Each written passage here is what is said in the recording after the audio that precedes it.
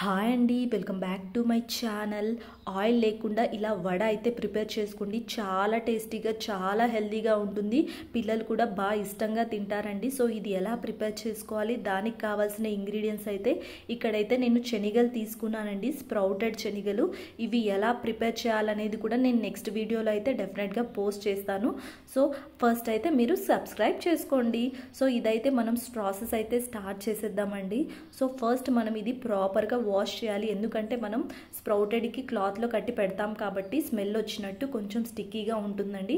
So ఇది ఒక 2 or 3 times నీట్గా అయితే వాటర్లో వేసుకొని ప్రాపర్గా వాష్ చేసేయండి. సో వాష్ చేశాక వాటర్ అంతా డ్రైన్ చేసుకొని ఒక ప్లేట్లోకి అయితే తీసేసుకోండి ఇలా.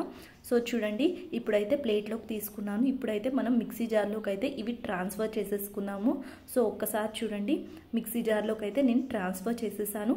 ఇది కచ్చా పచ్చాగా అయితే మిక్సీకి పట్టాలండి. మనం దోసపిండి పట్టినట్టు మెత్తగా అయితే గ్రైండ్ చేసుకోవద్దు. కచ్చా పచ్చాగా అయితేనే మనకి వడ కూడా చాలా బాగా వస్తుంది. ఒక్కసారి అయితే చూడండి, ఇలా అయితే ఈ కన్సిస్టెన్సీలో అయితే ఉండాలండి. సో ఇప్పుడైతే దీంట్లో కావాల్సిన ఇంగ్రీడియంట్స్ అయితే చూసేద్దాం రండి. దానికోసం నేను ఇక్కడైతే కొత్తిమీర తీసుకున్నానండి, చిన్నగా చాప్ చేసి పెట్టుకోండి. సో ఇక్కడైతే మన కారం కోసం పచ్చిమిర్చి పేస్ట్ అయితే తీసుకున్నానండి. అలాగే ఆనియన్స్ కూడా చిన్నగా చాప్ చేసి పెట్టుకున్నాను. సో ఇప్పుడైతే మనం శనగల్లోకి అయితే ఇది యాడ్ చేసేద్దామండి. సో ఒక్కసారి చూడండి, శనగల పేస్ట్ అయితే ఒక బౌల్లోకి తీసేసుకోండి. ఇప్పుడు మనం ఆనియన్స్ అలాగే పచ్చిమిర్చి కొత్తిమీర అయితే యాడ్ చేసేసుకుందాం. సో మనం కారం బట్టి కూడా మనం పచ్చిమిర్చి పేస్ట్ యాడ్ చేసుకోండి. పిల్లలకి కూడా పెట్టాలనుకున్నప్పుడు మనం కొద్దిగా అయితే పక్కకు తీసేసి యాడ్ చేయండి. సో చాలా టేస్టీగా ఉంటుంది. కొద్దిగా అయితే దీంట్లోకి నేను ఇప్పుడైతే సాల్ట్ యాడ్ చేస్తున్నాను. మన టేస్ట్కి తగ్గట్టు అయితే యాడ్ చేసేసుకోండి. సో కొద్దిగా యాడ్ చేసేసుకోండి అలా. ఇప్పుడైతే ప్రాపర్గా అయితే మనము మిక్స్ చేసేసుకుందామండి అన్ని ఇంగ్రీడియంట్స్ అయితే. ఒక్కసారి చూడండి, ఇప్పుడైతే మనం స్టవ్ మీద ఒక ప్యాన్ పెట్టేసుకొని అది కొంచెం అయితే హీట్ అయిపోవాలండి.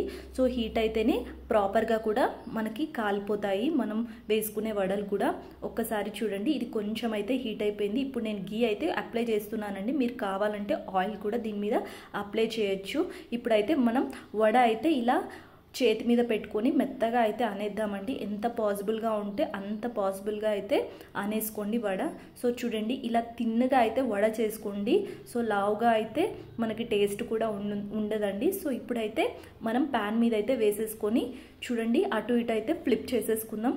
సో చూడండి, ఎంతో టేస్టీగా తక్కువ ఆయిల్తో అయితే వడ రెడీ అయిపోయింది. సో మనకు చేతి మీద రాదు అనుకునే వాళ్ళు డైరెక్ట్గా పిండి తీసుకొని ఇలా ప్యాన్ మీద కూడా ప్రెస్ చేయొచ్చండి. పాసిబిలిటీ ఎంత ఉంటే అంత తిన్నగా అయితే మనం అనేసుకోండి. సో వడ కూడా అంతే బాగా వస్తుంది.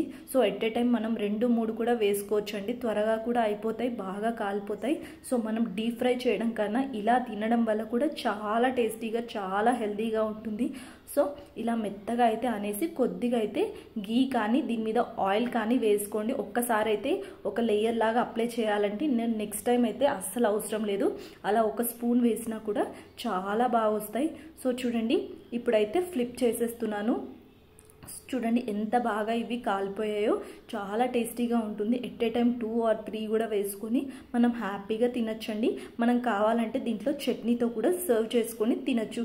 అంతే అండి, ఎంతో హెల్తీగా ఉంటే శనగలతో అయితే వడ ప్రిపేర్ అయిపోయింది. మనం అస్సలు ఆయిల్ లేకుండా హ్యాపీగా తినచ్చండి. పిల్లలకి మనం ఫింగర్ ఫుడ్స్ లాగా కూడా హ్యాపీగా ఇవ్వచ్చు. అండ్ 10+ బేబీస్కి అయితే మనం బ్రేక్ఫాస్ట్ కానీ స్నాక్స్ లాగా కూడా ఇవ్వచ్చు. చాలామంది వెయిట్ లాస్ అవ్వాలనుకుంటారండి. సో వాళ్ళకు కూడా ఈ వడ అయితే చాలా బాగుంటుంది. సో ఇలాంటి రెసిపీస్ కోసం అయితే నా ఛానల్ సబ్స్క్రైబ్ చేసుకోండి.